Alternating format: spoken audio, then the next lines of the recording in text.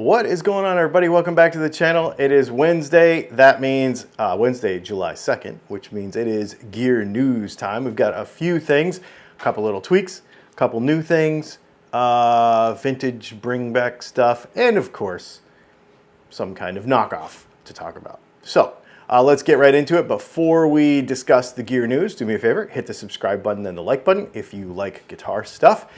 Since we don't have sponsors, just go to that little QR code right there on the screen and check out Dylan Talks Tone for all your pickup needs and guitar parts and stuff like that. And then also, of course, as we talk about this stuff, I'll find as much of it as I can and we'll put links to it in the description. If you use those links, it'll help out the channel, but you don't have to. So let's first of all get into Fender Japan. And actually, an aside to Fender Japan, did you see that Fender announced that they're coming out with, not coming out with, but basically establishing Fender Korea, which is interesting. So I think it's going to be like its own little satellite thing, sort of like what Japan is. Anyway, so back to Fender Japan, we've got some interesting guitars. So we're going with the flower pattern instead of paisley from the 1960s. So it's blue flowers. I think we've seen something similar to this before, right? It's basically on paper and then a glossy finish over the guitar. Does it look like to you that the pick guard has paper on the back of it too, or does it look like it's clear that goes over the guitar itself? I can't tell exactly. That's pretty neat. I think it's paper on the back of a pick guard though. I'm not sure though. And then, of course, we've got the Acoustasonic as well. So these are going to be somewhere around, depending on currency exchange and whatever, about 1,100 bucks from Fender Japan. I think they're really cool. A Fender, a Strat, and an Acoustasonic. So Taylor has their gold label Grand Pacific guitars, and apparently they've been messing around, and they decided to make them 3/8 of an inch deeper.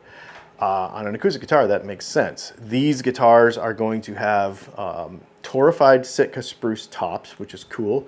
Torrefication is where they, for lack of a better word, they cook the wood and it caramelizes all the moisture. It removes moisture and it caramelizes all the saps, and it basically makes the wood more stable, which is pretty cool. And then you're going to have rosewood or mahogany back and sides available, depending on which model you choose and depending on which trim level and whatever. They're going to come in a couple of different colors, but apparently this 3/8 of an inch deeper thing is going to make a pretty big difference in the tone. It makes sense, right? It doesn't take a whole lot on an acoustic guitar to give you bigger low end and big changes like that. It's already got their, their Taylor bracing that they use.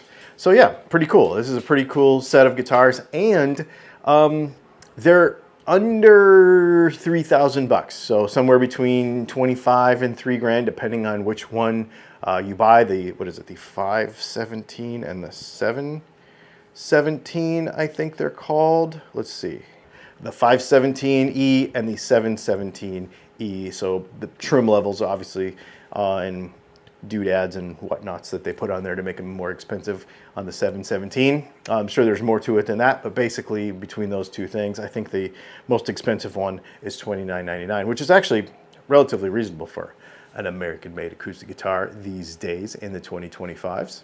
This is something I'm excited about. My first kind of modern tube amp that I had years ago, I don't have any more, but was a Blues Junior. EL84, 12AX7, what are they, about 13, 15 watts, somewhere in there. And they're a great practice amp. They're a great small gig amp. They're a great amp to experiment with anything with tube amps and pedals and all that kind of stuff. If you're gonna play around with this stuff, it's a fantastic amp to do it with. They've always had a couple of little weaknesses. They didn't have adjustable bias and this and that. It's been 30 years since they came out though. So the 30th anniversary edition of this is fancier. And they've done some things in the circuitry. Now, I don't know what they've done.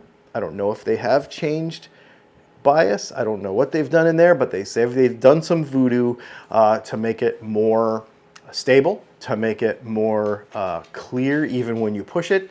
So they've done some things to it. So I'm excited. I would be excited to hear this because these amps are really, really good. If you've never had just like a straight tube amp and you don't want to jump all the way in, this might be a way to do it. I think these special edition ones are around 1,100 bucks. The regular ones aren't that expensive, and they're worth having. This is an amp that, no matter how digital you get in 2025, might be worth having around. All right, and I guess we got to talk about another pedal knockoff. So we're going to go back to Behringer for this one. And you see this here? Looks very Moog. The Moog pedal that this is, quote unquote, for lack of a better word, knocking off is, well, it makes weird noises. And it does synthy stuff. And you can hook other things up to it. And it just makes weird noises, right? From the early 2000s to the, I don't know, like 2014 or 2016 or something, this Moog pedal was available, and it makes noises. It's not everybody's thing, but if you want to make crazy noises, for 129 bucks, you can get a knockoff Behringer version of the actual Moog. If you want the real Moog one, they're about, I don't know, I've seen them anywhere between 600 and 1,000 bucks. So my question to you would be, do you care?